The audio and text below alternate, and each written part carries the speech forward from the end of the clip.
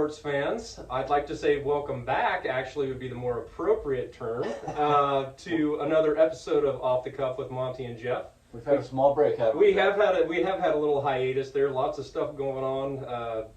We're busy guys, I guess. But that's a good excuse, isn't it? Yeah. But we didn't want you to think that this was no longer a thing, because it is a thing. It is a thing. You should know by now. We're a big deal. I didn't know that. No. We maybe think we're a big deal in our own heads, but okay, that's probably true. But along those lines, I do want to say a big thank you to all of those that do tune in and listen or watch us. We did eclipse the 1,000 view mark, which for Monte and I, that's when we started doing this whole little bit, we didn't do it so people would watch. We kind of did it so we could get together and talk sports. And I was looking for free beer. Well, there's that too. There's that too, and turns out we can accommodate that. But anyway, I wanted to say thank you for that. And along those lines, as always, if you're enjoying this, which again, we know you are, go ahead and hit the subscribe button, ring the little bell. That lets you know when we do upload new content, which is going to be much more frequent now that things are maybe calming down a little bit for us. We hope so. Outside of what we're doing here. So anyway, lots of stuff going on in the sporting world right now. Oh man, we got a lot of topics. A lot of topics. There's so much we could talk about. Joe. Yes. We have to pare it down a little bit. Yeah, we do. Can't do it all at one time. That's exactly right. But one of the things that we have decided to talk about today that interests us both, obviously, is baseball. And one of the things that has happened here more recently is the idea of the Immaculate Inning. And maybe I shouldn't say that's happened more recently, but you start to hear about it more so than what you maybe heard about it in years past. I never heard about it until, I would say, fairly recently. I'd say in the last 5 years is when I first heard about it. So yeah. And it makes sense, which I'm going to have Monty explain what you would consider an Immaculate Inning. Okay. The Immaculate Inning is when a side of baseball they retired in 9 pitches. So you have a pitcher throwing 9 strikes, striking out the batter, whether it's a foul ball or not swinging strike, Right, or any kind of strike. But it's 3 pitches per batter, all strikes. That's what they call an Immaculate Inning. right, and it has to end in a strikeout, right? Yes. All 3 have to strike out. So, say the 3rd pitch is put in play. Or does it? I think it does. I'm not clear on that, because I thought if they throw it and they hit it, but it's still out, it's got to be a strike. I think that technically it would be considered a strike, but I think that you have to end with, with a strikeout, 3 pitches per batter. Okay. I'm not 100% sure. I'm not either, we'll check. We're a little rusty at this. Again, off the cuff and off the radar for a couple months means maybe we're going to double check those things. But we'll get back to you on that. We'll get back. But more recently, it has been 9 pitches for a half inning, 3 batters, 3 strikeouts. So yes. So with that idea in mind, what have we seen here recently that's kind of unique with regards to that, Monty? Well, it was the most recent Immaculate Inning was on June 15th. Of this year. Okay. And that was when the Astros had 2 pitchers. The first one was Luis Garcia. Okay. He struck out 3 batters in the 2nd inning. Okay. And then one of the relievers, Phil Matan, struck out the same 3 batters in the 7th inning. See, and that's crazy. The same game. I'm pretty certain that's never happened before. Same game, same 3 batters, twice in a game. Yeah. Just the fact that they came up in the same order in the same game. Those 3 guys came up in the same order, twice in a game, and then struck out on 9 straight pitches. Well, knowing the Astros, they probably had that planned, didn't they? They probably did. They were probably banging. These guys are strikeout artists. They're like, we're going to get that Immaculate Inning twice here. They were banging on a can or something like that. I'm sure that's Cheaters. what the Astros did. The Astros, the cheaters. Those people. But okay, so it did happen, and it happened in a kind of spectacular fashion here recently. But tell me a little bit more about the history of it, maybe. Okay. The very first Immaculate Inning occurred in the National League, and that was in 1889, June 4th, 1889. Wow. And the pitcher's name was John Clarkson, and he pitched for the Bean Eaters. Oh, I know the Bean Eaters. Is that from Boston? I have absolutely no idea, but I wasn't sure. I'm going to guess it might be. Yeah, We're going to makes say sense. Boston. We're going to say Boston, but we'll check on that too. You got a lot of research here. We do. The second Immaculate Inning came in the American League, and that was on July 1st, 1902. So there was a 13-year gap there between Immaculate Innings, and that one was by Rube Waddell of the Athletics. So we all know who the Athletics are. Yes, we do. Yes, we do. So, but more recently, in the 2010s, there was 37 Immaculate Innings, Okay. and already so far in the 2020s, there's been 9. So they're happening more and more frequently, it appears. They are. And I actually did some research too that said that between the years of 1929 and 1952, there were no Immaculate Innings. So this is, I mean, the fact that it's happening more and more frequently is I don't want to say it's an anomaly, because it may not be. It's a trend in that direction, especially when you start looking at the fact that there were many years where they had none. Right. You know, in consecutive years. Well, it's got to have a lot to do with our swing and miss mentality in baseball anymore. Swinging for the fences, as opposed to back in the old days, they even tried to hit more for average, just get on base. Put in play. That's my feeling on it. Well, and I would agree with you. And the funny thing about that is, I was trying to come up with my own philosophy as to why that might be happening. And I think you're right. You have a lot more aggressive batters at the plate. You know. Right. You look at all the crazy. I mean, there's crazy statistics. You could go into so many different levels of statistics that they follow in the Major League Baseball ranks now, but even down to other levels. Used to be, you always thought of batting average. Right. You know, your batting average, your on base percentage. Those are probably your two most important statistics from a hitter standpoint, as far as, you know, telling how good of a hitter is or what they're doing as far as getting on base. But my gosh, there are so many statistics now that are broken down. You know, you have on base percentage plus slugging percentage, you know, Right. and they look at that a lot, and you know what all that entails. So I think you're right. I think you have people that, you know, the average doesn't mean as much to them as hitting an extra base hit or hitting a home run. Well, a home run is better than a single, for sure. It but is. It's not as easy to do, though. It is, but you know, from that argument, would you rather have a guy that gets one home run every 20 at bats, or would you rather have a guy that gets on base 8 out of 10 times or 8 out of 20 times? It's an argument. That's an interesting topic, and that's something that it depends on your lineup, really, doesn't Absolutely. Because you can have a guy that gets on base, but if he gets stuck there, what good is he? And that's exactly right. You got to have kind of that whole mix. Yeah. I think, and that's the lovely thing about baseball. You know, we love baseball for a lot of reasons, but you kind of need all kind. You'll find that if you follow baseball, softball, whatever, that a lot of pitchers will say, "Well, I gave up 3 home runs," and they'll be like, "Well, how many were on base?" "Well, I gave up 3 solo home runs," and a lot of times you That's give up not 3. bad, then, No, it doesn't hurt you that much. Yeah. You give up 3 home runs with a couple guys on each time, and all of a sudden you're Changes in a everything. big hole. So. Yeah. So the Immaculate Inning is, you know, it is quite a feat. It is. I do want to challenge that notion Okay, of the Immaculate Inning, though, Joe. Okay. Because, and I'm not saying what I'm going to say is correct. I want to pose the question, I guess. Okay. So the Immaculate Inning is 9 strikes. Let's just nine pitches thrown, 9 strikes. Would it not be harder to get 3 outs with only 3 pitches thrown? I would agree Of course, none of that's a strikeout. But No.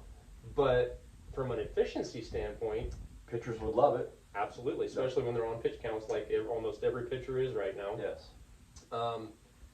That is something that would be well, and you know, honestly, I would love to see some. Sometimes would like it too, wouldn't they? Oh, well, yeah, absolutely. You're looking for outs. But I mean, but from the standpoint of, yeah, I mean, if you are that efficient that you get 3 pitches, 3 outs, I think I'd almost take that over 3. I think I would. Yeah. I mean, seriously, I would. It's hard to get the batter to buy into that whole thing. Oh, but- absolutely. You gotta have some aggressive batters, but we've been talking about batters probably being more aggressive Yes. nowadays. You know, swinging for the fences, looking for that first pitch coming down the middle. Mhm. You know, thinking, okay, this pitcher is wanting to get up on me in the count. They're going to throw me a strike right off the bat. Right. So, you know, and I think that goes into the philosophy. I have a daughter that plays a lot of softball, more than one, but one that plays a lot of softball. And her mentality is, I'm looking at that first pitch. Oh. And Yeah. I was never that way playing baseball. I was You want to always work the count a little bit. I wanted to work the count. I wanted them to throw me a strike before I, Yeah. before I started getting into it. But again, wow, it's okay. So ironically, you say about 3 pitches to get out of an inning. I read something here the other day that said that there was, in the minor leagues, there was a 2-pitch inning, 3 outs. Took me a while to figure it out. I had to read the article. I was going to say, I'm not sure I'm getting it. So Okay, so extra innings. The runner was placed at second base. Ah. 1 pitch, lined out, Extra double innings. play. That's an important part. Yep, yep. So that was the tricky thing. I was like, there's no way. No Yeah, way. I didn't do that, but it did happen in the minor leagues. So How we doing? so yeah, craziness there. But yeah, I don't know. If you're a stats person and really love the quirkiness and the ins and outs of this sort of a situation, I would love to have somebody comment about the statistics or the likelihood of the same 3 batters being retired in an immaculate inning in the same game. It has to be lottery style odds. Can we get Jimmy Lange to do those odds for us? We should have Jim Lang. Okay, let's give him a call. Yes, yeah, yeah. I've got him right on my phone. No, no. But I would love to know that, because that's crazy how often. I mean, that can't happen. That might be the only time it's ever happened. I didn't do all the research to find out for sure, but I don't know how it could have. Especially with the same 3 batters. With the same 3 batters. Yeah. Yeah. Now, if it would have been the same pitcher, oh Okay. my lord, that's even higher up. Yeah, wouldn't but it? yeah, same pitcher, same 3 batters, and a couple of. That's nuts. Yeah. Nuts. That's So- never happened. Yeah. So, but yeah. So the immaculate inning, baseball stats. We love baseball. I know there are a lot of people out there that don't appreciate baseball for that situation. They're missing out. I would agree with that, but to each their own, right? Yep, to exactly. each their own. Since we are talking about baseball, I will say that the bad guys are still leading the major leagues in record, and we don't want to talk anymore. Who's about that? The bad guys. The bad guys. Pirates? No. You know who I'm talking about. But kudos to them. They're It's the playing. Yankees. It Yeah, is. they're It right. is the Yankees. It is the Yankees. So. But anyway, that's our little bit on the Immaculate Inning. Anything else you wanted to add to that, Monty? About the Immaculate Inning, no. Do you want to go straight into our football talk? Yeah, We got a small little absolutely. segment Yeah, about football. absolutely. Yeah, Since we can. people are talking football. Nebraska's recruiting some good people Absolutely. now, We and had things some- are looking good there. Yes, so and, I mean, yeah, Nebraska's picked up some recruits here recently. That's yeah, pretty exciting. It is very exciting. So yeah, football season right around the bend here. I know we're sitting here first part of July, but holy cow! In 3 weeks we're going to be starting preseason camp. Doug and Daddy started their Big Ten talk today. Ah, that's So, awesome. yeah. I love football. I love baseball season, but college football season is also exciting. That's pretty hard to top. It is exciting. So, along those lines, Monty and I have discussed what we think one of the most controversial calls when it comes to football is, and I would have to say, and I think Monty agrees, that the whole targeting rule in college football, and then also in the pros, they don't call it targeting; they have a different. What do they call it there? It's a personal foul or Personal foul? Okay. Yeah, but targeting. Excessive footballing. Yeah, I don't know.